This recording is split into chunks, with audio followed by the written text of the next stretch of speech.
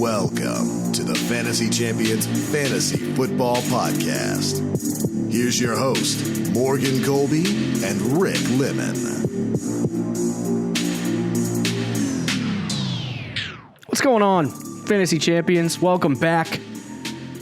This is episode number 2 of this week.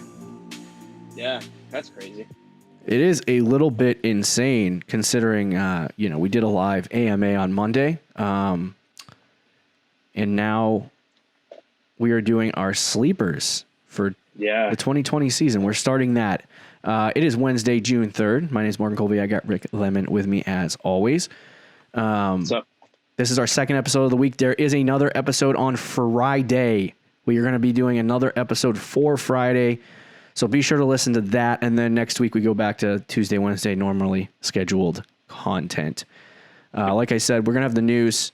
And we're going to start our sleepers for 20. It's already that time of year, my friends. It's June. I mean, what else is there? What else are you going to do? Sleepers for fantasy football. I mean, honestly, what June sports starts, on? Yeah, I know, right? Unfortunately. But June starts the heart of the fantasy season. So yeah, let's go. We're going to start really getting into stuff. So before we jump into the news and Rick has got a quick announcement, but before we jump into the news, check out our website, thefantasychampions.com. Follow us on Twitter at the FFChamps, on Instagram at thefantasychampions.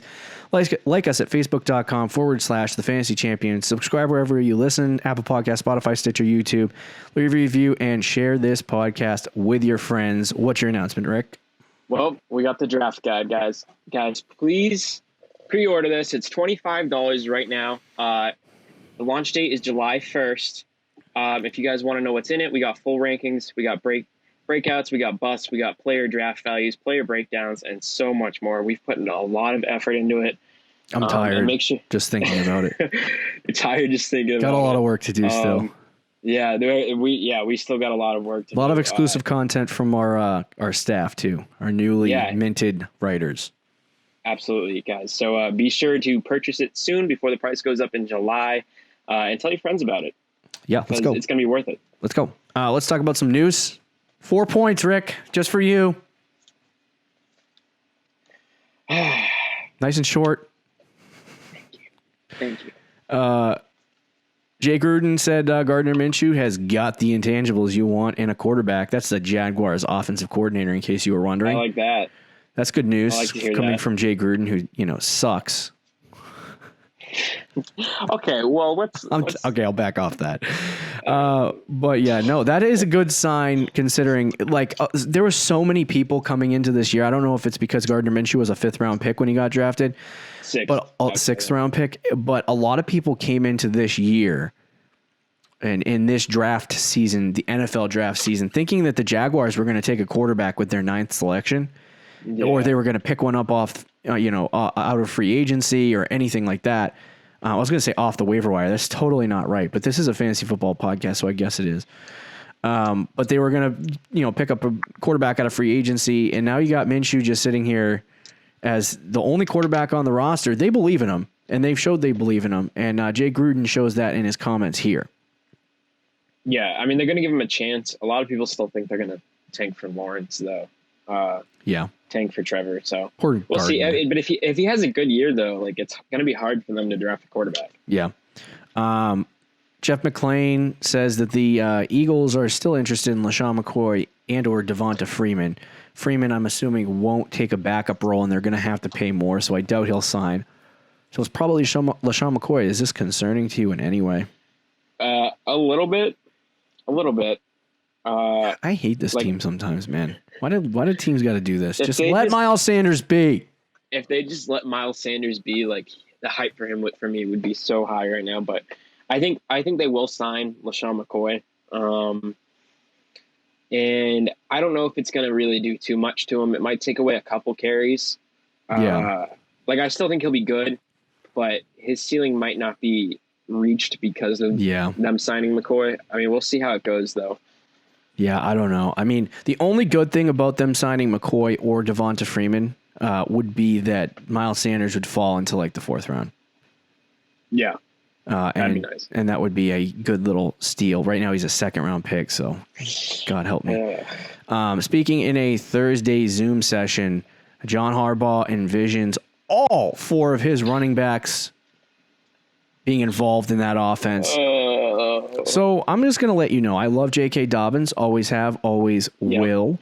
But there have been an assortment of people who are, I think he's the second best running back based on landing spot. But there's an assortment of people who believe that he can and will be an RB1 in 2020, or that he can be in that form this year. I have a very high doubt about that because they still have Mark Ingram. They still have Gus Edwards. They still have Justice Hill. So it's like there's a lot of uncertainty going into that backfield, that assuming he's going to just take over Gus Edwards and Justice Hill's snaps from last year and rush it 150 times to Mark Ingram's 200, it just doesn't really show for me. I could see him as a low-end RB2, but he's going to be a guy that a lot of dynasty people hype the heck up and then end up selling next year. And that's when you buy him, because I really like J.K. Dobbins long term. Right. This year though, I'm not a big fan of him, just because of kind of not just what Harbaugh said, but like that's what I expect they're going to do. I mean, last year they used all 3 running backs, Justice Hill, Gus Edwards, and Mark Ingram. I don't think it's going to change this year. They do run the ball a lot though, and I believe, I could be wrong, but I think Mark Ingram only has 1 year left on his contract. No. So for long-term dynasty, he's fine, but in redraft this year, right, I would just be like, you're not spending a lot on him, so I don't think it's a bad draft pick, to be honest with you. But if he starts ending up being like a 7th, 8th round, ADP, then I'm not on board with that at all. And I think the hype will be there. As soon as you start seeing this kid in the preseason, the hype is going to be there, if there's preseason games. But anyway, speaking Thursday, Deandre Hopkins said he expects to post better numbers in Arizona. Okay. How? Yeah, we'll see about that. I would beg to disagree with Mr. Hopkins, but enlighten me, DeAndre. Your confidence is wonderful, but I don't know. I don't know about that. Let's jump into our QB sleepers, the show you have been waiting for. This is I'm not at this point in the offseason. When we start talking about quarterbacks, I feel like it's regurgitated vomit over and over again, because we probably talked about Daniel Jones, Gardner Minshew about 1 million times. So we'll talk about them. If this is your first time listening, we will regurgitate content all day for you guys. So we're going to do our top 5 quarterback sleepers on this episode. I'm assuming that the running back and wide receiver episodes are going to be a lot more interesting, but we'll talk about some QB sleepers. These are guys that quarterback guy like me. Yeah. These are guys they're not necessarily guys that we think are going to, some of these guys might break out this year. But a lot of these guys are just really, really good late round picks and guys that people are completely sleeping on. Hence the name sleepers, in case you were wondering. So we'll talk about some of those guys. It's not necessarily guys that we think are going to have a massive breakout year, like I said, but let's jump into it. Number 1, at an ADP of 115, we have Daniel Jones. Now, I don't think he's necessarily being fully slept on, because I think there's a lot of people in the fantasy football, like experts like us, that kind of think that Daniel Jones is going to be that really talented, good quarterback, and he could have a breakout year.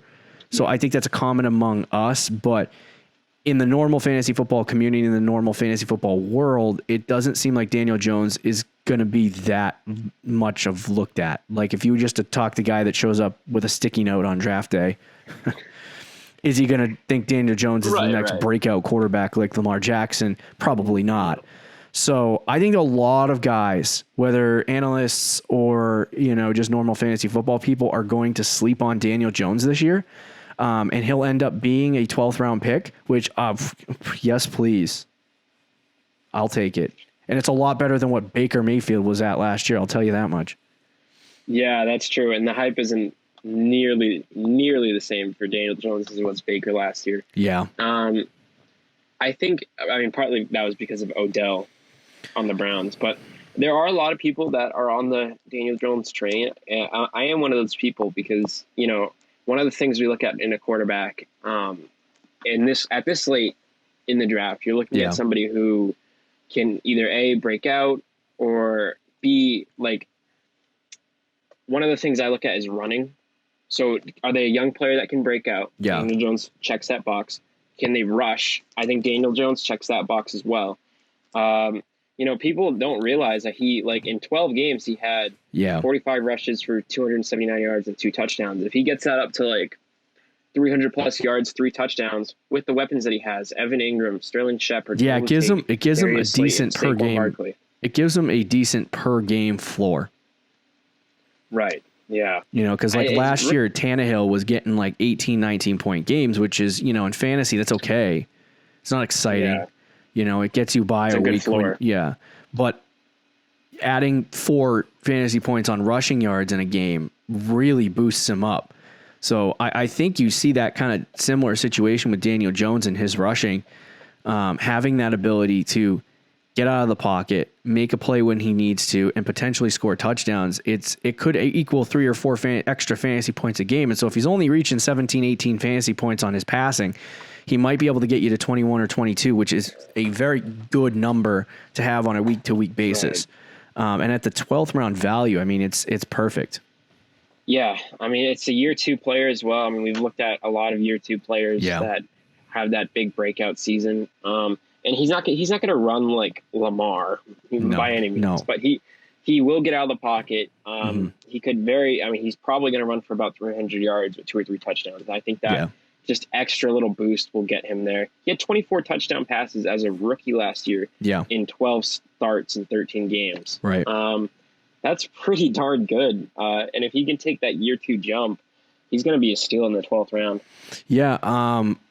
I think the one big concern, I've talked about it before, is, if you go to playerprofiler.com, you'll get all these advanced analytics, but he ranks 5th he ranked 5th in interceptable passes last year and 2nd in danger plays.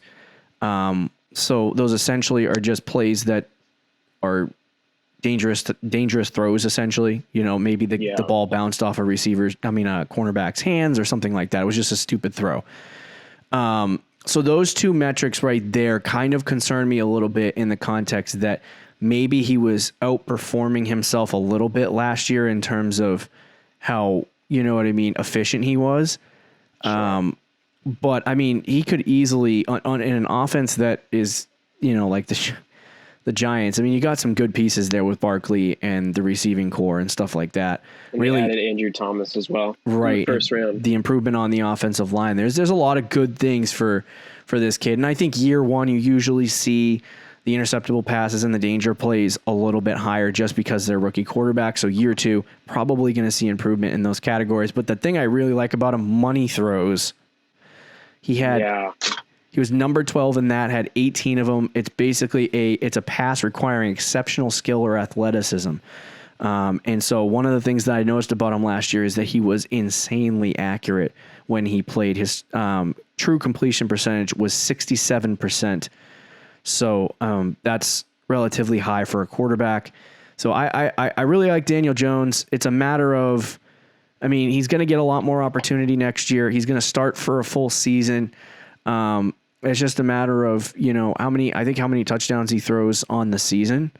Because I think he'll reach 4,500 passing yards and probably, I want to say, over 25 touchdowns. But yeah, I definitely think that is in the realm of possibility. I also heard a stat that I don't know, I could be wrong, but I believe he had the most 30 plus point fantasy weeks from during the 12 weeks he started. So he was kind of inconsistent, but he had 3 or 4 weeks where he had 30 plus. Yeah, he had 32, 28, and 35. So he had 4 weeks with 28 plus. Yeah. He could be primed for a monster season. Yeah, but also what you said of his danger plays being high, he also fumbled a ridiculous amount last year. Of course. He's a giant. What do you expect? But that's not a good thing. So his turnovers could be high, and that could cause him to not have. Like if he starts turning the ball over a lot, the Giants won't stick with him for long. You know what I mean? I mean, they stuck with Eli when he threw 27 interceptions. I was going to say, never mind. It's a different staff, though. It really is. It's a different staff. So it's like it's a different scenario. Yeah, no, he's somebody who could definitely, like, you could see him going either way, but his upside is very high. Yeah. And that's kind of what you're looking at in the 12th or 13th. Oh, definitely. Like, because you're not, I mean, at this point, if you don't have a quarterback in the 12th round, you're either drafting an extremely young guy and hoping he breaks out and then streaming if he doesn't, or you already have a guy that you believe in that you drafted in the 9th, 10th round. You know what I mean? And you're trying to add some depth with a possible breakout. You know what I mean? And I think for Daniel Jones, he's definitely a guy that falls into that category of sleeper because, you know, he's a 12th round pick. He's a young player and he has essentially the starting job. I mean, his backup quarterback's Davis Webb, so he's got really no competition behind him. He has the franchise. Like he's the guy. Yeah. And he's talented. So if the opportunity's there, I mean, the offensive weapons are there, and that's the big thing I look at with these breakout quarterbacks is, you know, are the weapons there? And I think the weapons are there. If you want to agree with that. Oh yeah, they definitely. How good is the offense? You know, obviously, it depends on how the offense is run this year. But and then the third thing I look at is the offensive line. And they made some improvements on that. So we could see Daniel Jones take a large step forward. But we'll have to see how he kind of steps. He kind of reminds me a little bit of Josh Allen with a lot less running. Yeah. You know, like half the rushing. To Josh Allen. Yeah. So he could have a monster season, and it's not worth the risk. Definitely a sleeper. The next guy on our list, Gardner Minshew. Minshew Mania. You know how much I love Minshew. Yes, sir.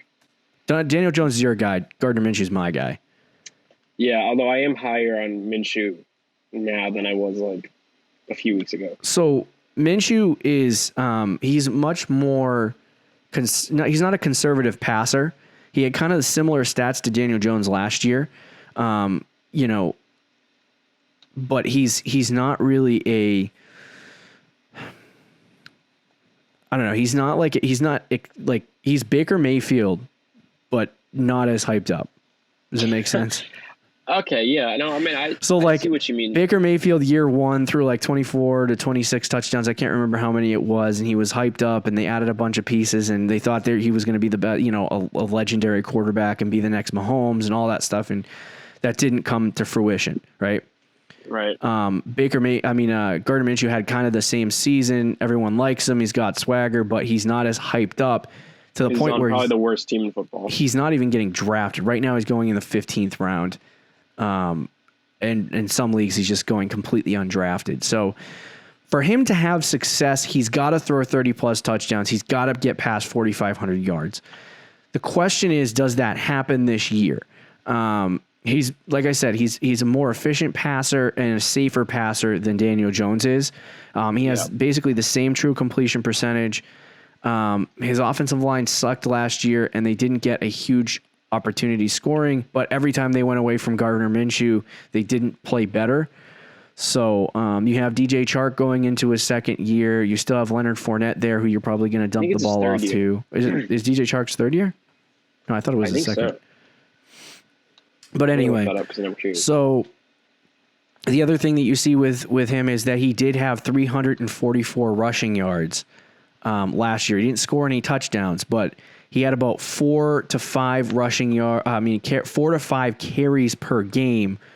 So I mean, for me, he was just about he's at like 5 more rushing yards per game than 3 to 5 more rushing yards per game than Daniel Jones is. So if he gets a full season, you know what I mean, of 16 games, he could totally rush for 380 to 400 rushing yards. And then if they finally score touchdowns as an offense, that's the big one. Yeah, that's the only problem, though. He might have a couple of rushing touchdowns, but he's also got the rushing floor. You know, he can add a little bit more, a little bit more fantasy points to his totals on a week-to-week basis instead of his just his passing. You look at a guy like Jimmy Garoppolo, who we really liked last year, right? And his biggest issue is just not rushing the football. You know what I mean? Right. And so it's like he's going to have to throw 45 touchdowns and 5,000 yards in order to be a top 4 quarterback in fantasy football. Whereas, I mean, if he did that, he'd probably be the number 1 or 2 quarterback. Well, yeah, but for Gardner Minshew, you know what I mean? Right, he could throw 32 touchdowns and 4,500 yards, and his rushing will get him up to that, top 6, top 5 total. And then if he has a complete breakout season where he throws, a ridiculous amount of touchdowns, he ends up being, a QB1. But I think here in this spot, basically undrafted, he's worth throwing a bone in the 15th round and seeing what happens. And I think that if you're in a league where you're trying to draft the next breakout guy, last year, what was Lamar going in the 15th round? You know what I mean? 14th or 15th, yeah. So it's like, I think the value is there. And what have you got to lose? You hold on to Gardner Minshew. If he completely blows next season, he completely blows. If he goes out week 1 and has 40 fantasy points, then you hit. You know what I mean? Obviously, week 1 doesn't tell you the whole season, but you get the picture. Right. So I think at that place, I think people are definitely sleeping on Gardner Minshew, and they're not really looking at him as a legitimate option. So what are your thoughts on Gardner? So the things I like about him, like you said, he's efficient. He only had 6 interceptions last year as a rookie in 14 games. So that is really good. 21 touchdowns. He runs a lot, like you said. He had 5.1 yards per carry last year for 344 yards. Yep. If he does that again this year, it's probably going to be about 400 yards, which is really good for a quarterback. Yeah. Similar to Daniel Jones. So he does check that box. And he checks the other box for me where he's the young quarterback. It's his second year. Could definitely break out. The only problem I have for Gardner Minshew, though, is the Jaguars just suck, man. Like, they are not good. And I don't think they really got a new offensive coordinator. Sure, Jay Gruden, yeah. But they didn't. Don't sound excited, bro. He was good when he had Alex Smith. Yeah, I mean, was Alex Smith... Actually, Alex Smith was kind of a top 10 fantasy quarterback at one time. Right. But usually, it's not like he produces a Hall of Fame fantasy caliber quarterback. So yeah. But no, the offensive line isn't great. They did add another weapon or two, but that Jaguars team is going to blow, man. A lot of people think they're like the worst team in football. I don't know if they're that bad, but their offense is because they think they have a 6th round pick quarterback, but Gardner Minshew is actually good. Yeah, we'll see. But love Minshew. Yeah. And then, like you were saying, you think like he could get another rushing touchdown or two since he didn't get any last year, but he had 344 rushing yards. Yeah, and I think he did have 14 red zone carries. They just never. It was about the same as Leonard Fournette. No one could get in. That's because they don't score touchdowns, though. Well, they don't have an offensive line. But did that change? I have no idea. I don't think it really did. Yeah. But if he just improves or did what he did last year, and just improves a little bit, maybe gets a rushing touchdown or two, that's going to make him a top 10 fantasy quarterback. Top 12 at least. Right. If he can throw 26 touchdowns, 8 or 9 interceptions, 3,800 yards. Yeah. Run for 400 yards and run for 2 touchdowns. That's probably going to get him in the top 12, top 10. Yeah. And if the offense is better around him, then you're talking about Minshew really being a breakout guy. So I think he is a sleeper in the 15th round. So, yeah. I love Gardner. I love him. His ADP is 189 according to Fantasy Pros. 189. Yeah. So he's completely undrafted. See, I think he should be higher than that. Matt Stafford is 114 ADP, and he's one of our sleepers on this list. And I'll tell you why. I don't know if this continues, but the kid's got a massive, he's got a load of targets. Marvin Jones, Kenny Golladay, TJ Hawkinson, a decent offensive line, Kerryon Johnson, DeAndre Swift. Danny Amendola is still there too. He had 90 targets last year or something like that. That's ridiculous. Like he had, and so do you want to hear just through 8 games what this guy did last year? Sure. He averaged 312 passing yards a game, and he had 19 touchdowns, which is a 6.5 touchdown rate. Usually guys are like 4 or 5%, unless you're Lamar Jackson, you're like at 100%. Right. But anyway, so if he played all 16 games last year, he would have 5,000 passing yards and right around 38 to 41 touchdowns prorated. So, jeez, man. That should speak for itself. I mean, the man gets hurt every 5 minutes. That's understandable. Right. But if you're playing that well, right? And I think he was playing that well because they finally had guys around him that he could throw to. I mean, for years he only had Calvin Johnson, and that was about it. But now he's actually got a somewhat decent offense that kind of works in his favor. And not only was he extremely good passing the football, he had a 70% completion percentage and interceptable passes, number 36 in the league. Danger plays, number 31 in the league. So he's probably not going to throw a lot of interceptions. He had, like I said, good protection last year in front of the offensive line. He's older, so that is concerning. But if the man plays 16 games, I mean, he kind of is like, he's like what Kirk Cousins was like 2 years ago, right? Yeah. And everyone was like, hey, it's a gross pick. It's Kirk Cousins. What is this? But he comes in, he plays on a week-to-week basis, gives you QB1 numbers every single week. Like that's what, like Matt Stafford was on pace for a top 5 fantasy finish last year. And right now he's getting picked in the 12th round. So if you want to take that risk on Gardner Minshew, you are as safe as heck to draft Matthew Stafford in the 12th round and hold him as your number one starter. Yeah. There's questions about his health, but I think he's a great sleeper in the late rounds at quarterback.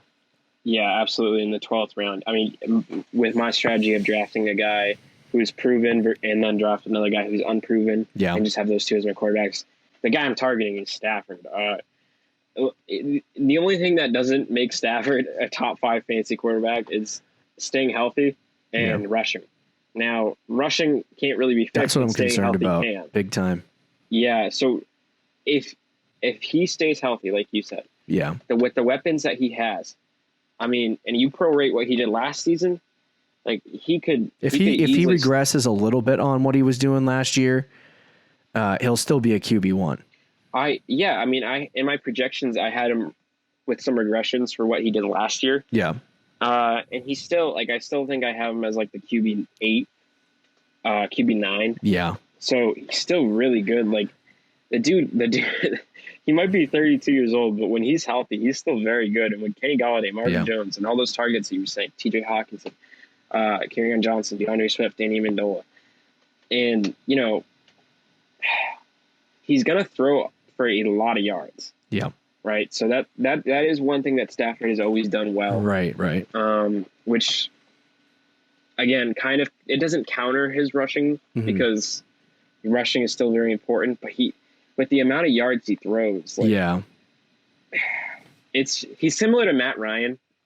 Matt Ryan doesn't run a lot either, but Matt Ryan is still a decent fantasy quarterback. I honestly think he's going to be about the same as Matt Ryan this year. I honestly wouldn't be shocked if Matt Stafford gets around 300 fantasy points if he stays healthy. Oh yeah, for sure. For sure. I think he's definitely like on a per game basis. I think he's a guy that's going to get. He's not going to have he might have a couple of outlandish 30-point games, but I think he's a guy that gets you 20 to 22 fantasy points on a week on a weekly basis. If you need it, you got it. I don't think he's going to be a sexy pick by any means. I don't think he's going to be like a breakout number one quarterback in fantasy kind of guy, but he's a guy you can draft, and know that you have him on your squad and take the risk on the rookie in the late rounds, 15th round or so. Take a risk on Gardner Minshew and have a backup plan in case Minshew is just garbage. You know what I mean? Yeah. So you're there if you choose not to stream, of course, but I think in the 12th round, I don't see how he continues staying in this region, but he was, he's what he did through 8 games, I looked at the stats today and I'm like, this is crazy. How did that even happen? Same team on offense, and if not, I know. they've gotten better. Yeah. So, I mean, aggression is expected, regression is expected, but Sure. I think it's safe to say that he could finish as a a mid to low end QB1 next year, which is a safe pick when you're talking about, in the 12th round. Well, that's the thing. Like, I mean, if he stays healthy, I 100% agree. And you're getting a guy who should be like a 7th or 8th round value in the 12th round. So I think people are definitely sleeping on him. Let's talk about the 4th guy on our list, Ryan Tannehill. This guy, man, I don't know. ADP of 139. He's a 14th round draft selection, sometimes 15th round. Yeah. He was through the course of the 12 games that I just want to look at it. Through the course of let's just say from week 7 to week 17, I believe he was the QB6 in all of fantasy. From what weeks? From weeks, let me pull it up. Weeks 7 through 9. I know he had, I'll just say 8 through 17. Okay. Yeah, he was the QB5. He had 204 fantasy points over those 9 games. So he was very, very good in that offense. This is another one of those guys that has the ability to rush. He gets about 15 to 20 rushing yards per game. It's not prolific by any means.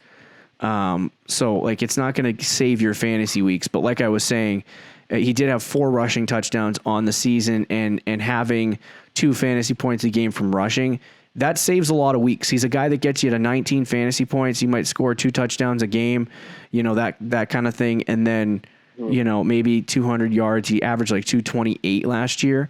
So, I mean, I think he's in the 14th, 15th round. I mean, for sure, a guy that can come in. He's not going to be QB5 next year. You know what I mean? He's probably going to be like the 8th or 9th quarterback, but he's a guy very similar to Stafford in the context that he was very good through a short amount of time. But in that time, he was like a top 5 quarterback. You know what I mean? So I think people are kind of sleeping on that fact that Ryan Tannehill can do that. I understand the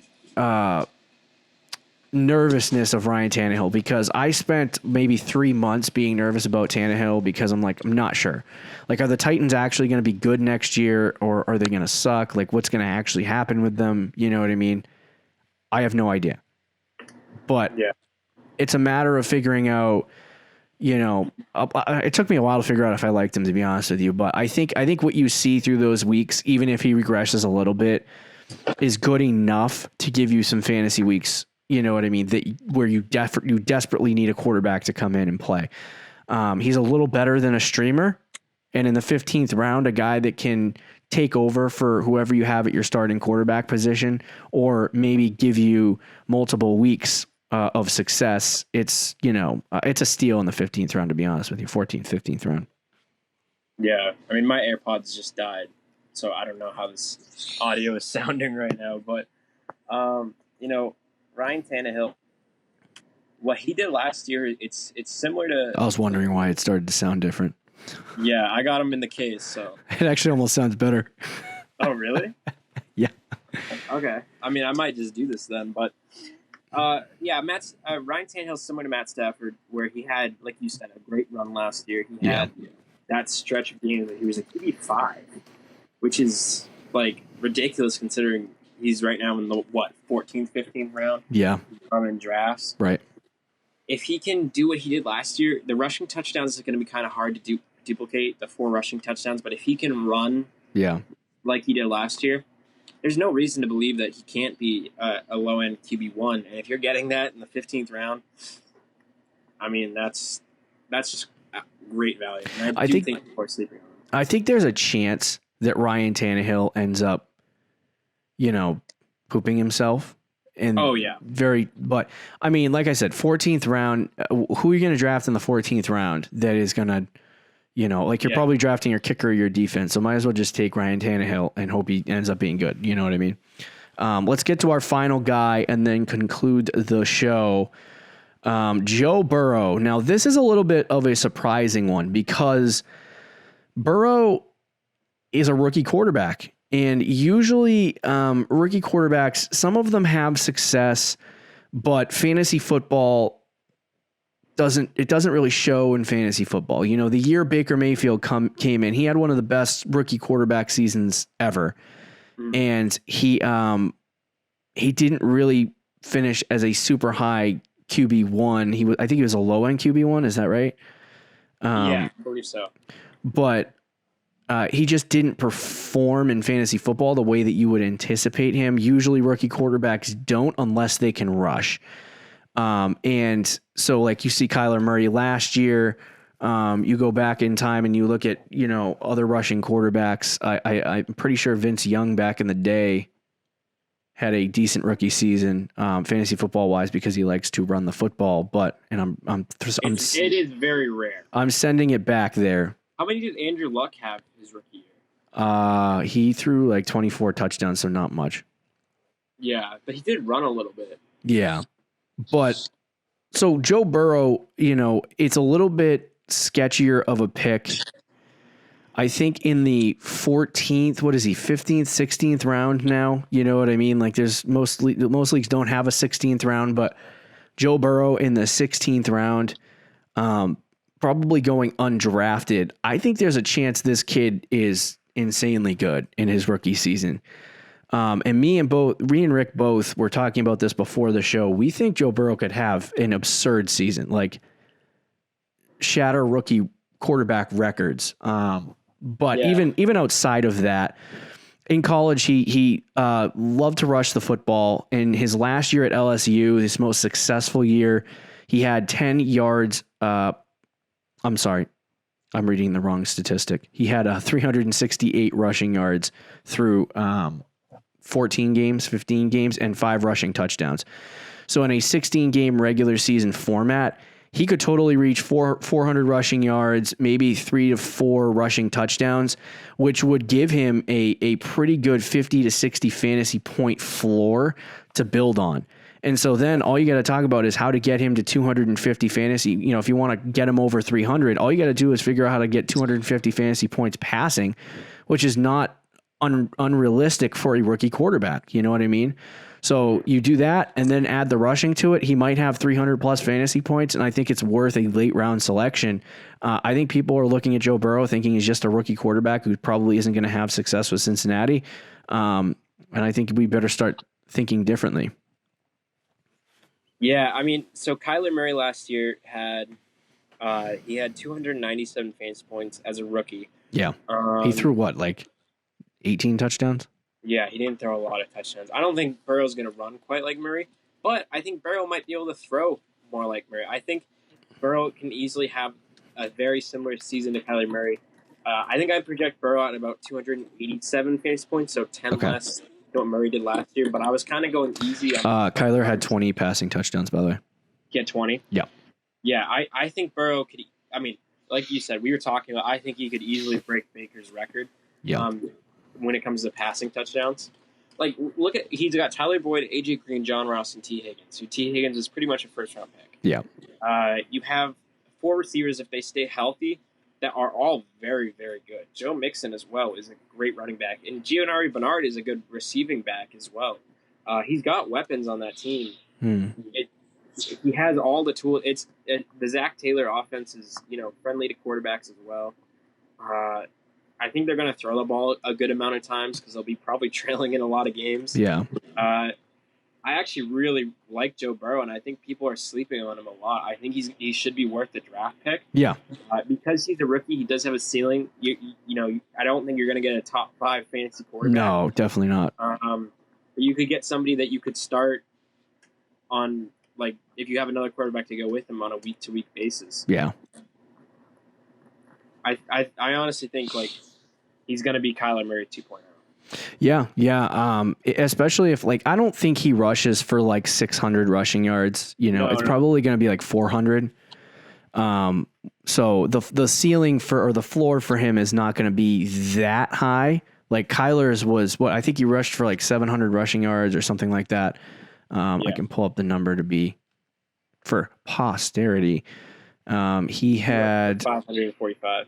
545. Yeah. So, but that gave him a good enough floor to have a successful first season. So Burrow, probably you're talking about 350 to 400, rushing yards, which totals at 35 to 40 fantasy points. And then you add 2-3 touchdowns and you're talking about 50 to 60, being his floor. Yeah. So I think he's definitely a sleeper. I think a lot of people don't believe Joe Burrow. Like I didn't believe in Joe Burrow until I watched his tape and understood what he was. So he could have, like last year we had a lot of really successful rookie quarterbacks, Minshew, Daniel Jones, Kyler Murray, so it's like, there's a lot of, I think Joe Burrow, like this year, you're not going to see too many successful rookie quarterbacks, but I mean, if you had your pick of those guys, who would you take with Joe Burrow in the conversation? Out of what? Just like if you were starting an organization, which quarterback would you want? Daniel Jones, Gardner Minshew, Kyler Murray, Joe Burrow? It's close, but I probably would take, just because I haven't seen Burrow play in the NFL, I'd probably take Kyler Murray. Okay. But Burrow could easily overtake Kyler. Yeah. Anything else? I just think people are sleeping on Burrow, honestly. This is probably my strongest feeling out of all the. I don't know. Something weird about it. I maybe it's the Joe Burrow magic. I saw him smoking that cigar, and that's what sold me. I mean, that's all I needed to see. I projected him to have 270 rushing yards, so it's not like I even projected him to overdo it. Yeah, 100 plus yards. No, I still have 287 points. So. Wow.